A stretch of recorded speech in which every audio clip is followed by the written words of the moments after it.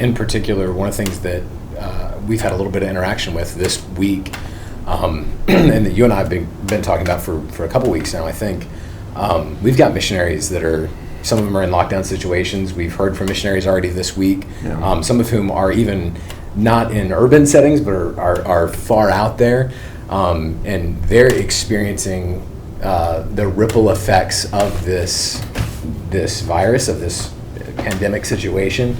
What are some ways that you would urge our people to be praying for them in particular? I mean, the same way we pray for one another. Pray for strength, pray for opportunity, those things. And the other thing I would say is, we're commanded to pray with thanksgiving. And when I think of the things that you just said, my heart overflows with thankfulness. Here's what I mean by that. We're in the midst of a global pandemic. And when I hear accounts of how it's reaching into the hearts of men and women across this globe, well away from here where we are in Stuart, into some of the deepest jungles and into some of the most urban settings that we can imagine, how thankful should we be that we have faithful missionaries in those settings to shine light unto men's hearts in the midst of fear, uncertainty, and other things. So number one, pray for them, for strength, for guidance, for wisdom, for opportunity. Pray for them in all of the same arenas that I hope you're praying for us in. But in the meantime, just what a source for my heart, and I pray for yours as well, to think of the realities of a global pandemic, where we've heard from some missionaries in some of the most tribal settings that this is affecting the hearts of the people, that they are hearing these things and are aware of it, and it's causing them to be shaken up. And certainly in our more urban settings, these things are causing men and women to be confronted with their mortality, to be confronted with the temporary status of this world. And we have men and women who are there showing the hope which is Christ within them, living through this pandemic amongst this group that we can't be there, but they are. And my heart swells with overwhelming thankfulness that they're there. So pray for our missionaries. Love that God has placed them there. And if any of our missionaries, let's encourage you all. We love you. We're thankful for you. Fight the good fight of faith. Stand firm, established on these things.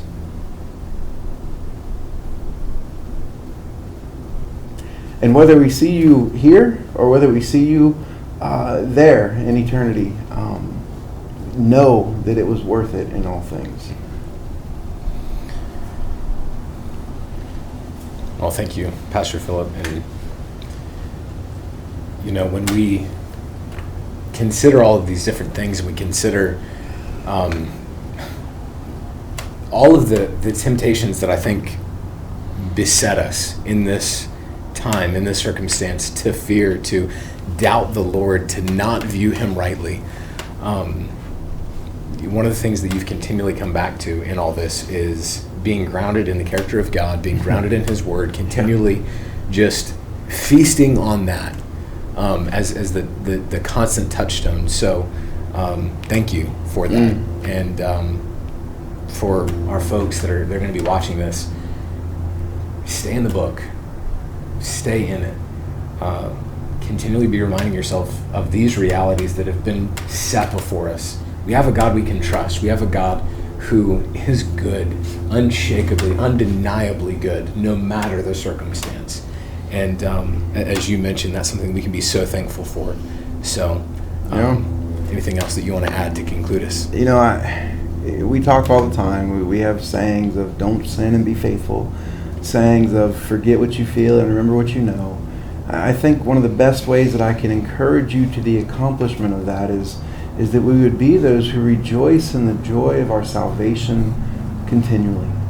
That our God, who did not spare his own Son, will he not freely also give us all things that are necessary? Has he not in fact already given us all things? And so continually go back to the eternal hope and joy which is yours. One of the things I'm going to be touching on in the weeks ahead is the question that James asks, what is your life? Yeah. What is your life? And he answers it. He says, it is but a vapor. Let's be reminded of the vapor-esque realities of pandemics, of panic, of everything that this world stirs within us. And let us compare those vapor-esque realities with the glories that are promised us eternally. And let that peace rule in our lives. That's who we are in Christ. And that is why we praise. So I think that would be the thing that I would put before us. All right. Thank you. And I want to thank you for continuing to watch these videos, to tune into our regular services. We have them Wednesday at 6:30, Sunday morning 10:30, and 6:30 in the evening. And your church family is still here. We're still accessible. You can still reach us by calling in the office. Those calls are still being answered. The email at cbcstuart@yahoo.com still being checked, being answered. And also, if you want to get a hold of Pastor Phillip or some of our other elders, most of you have those numbers. If not, we've made those available through our emails and things like that. Please make use of those. And we want to say just one last time that we love our church family, and we're still here as a community. And I would just add, because you and I have talked about this, maybe it's helpful. What we're trying to do is take a view of this in the decision making that really is very short. And so look for updates on Mondays and Thursdays or Fridays at the latest. And the reason for that is what we want to do is make decisions that get us through the Sunday in front of us.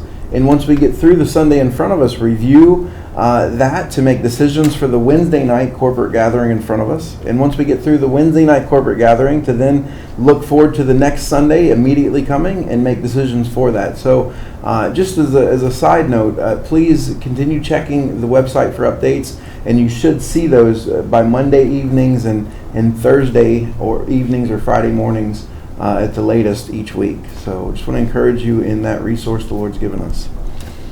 Thank you.